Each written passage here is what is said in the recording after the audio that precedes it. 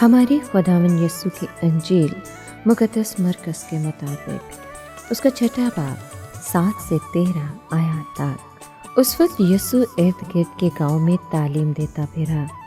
تب اس نے 12 کو پاس بلایا اور ان کو 2 کر کے بھیجنا شروع کیا، اور انہیں ناپاک روحوں پر اختیار بخشا، اور انہیں حکم دیا کہ راستے کے لیے سوائے لاٹھی کے کچھ نہ لو، نہ روٹی، نہ تھیلی، نہ اپنے کمر بند میں پیسہ، مگر چپلیاں پہنو اور 2 کرتے نہ پہنو۔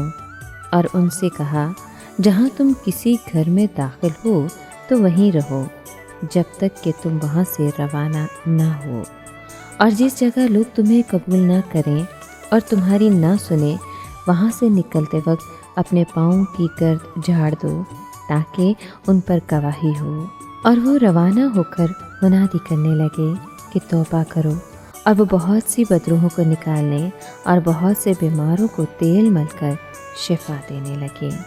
پاک کلام کے پڑھے اور سنے جانے پر خداوند کی برکت ہو، خدا کا شکر ہو۔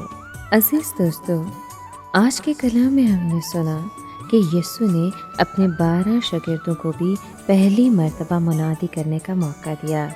اس نے انہیں خاص ہدایات بھی دیں، جن کا تعلق صرف اسی دورے سے تھا، کیونکہ دورہ مختصر تھا اور وہ اپنے وطن اور اپنے دوستوں کے درمیان میں تھا، اور انہیں بہت جلد روانہ بھی ہونا تھا۔ وہ یسوع کے ساتھ رہتے تھے، لیکن اب انہیں باہر جانا تھا۔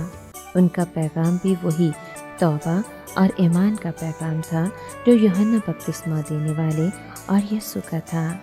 یہاں ہم اس بات کا مشاہدہ کرتے ہیں کہ یسوع کو اپنی قدرت کو دوسروں کو سونپنے کا اختیار حاصل ہے، کیونکہ شاگردوں نے واقعی بیماروں کو اچھا کیا اور بہت سے بدروحوں کو نکالا۔ آج بھی وہ لوگ جن کو وہ بھیجتا ہے اس کی قدرت میں شریک ہیں۔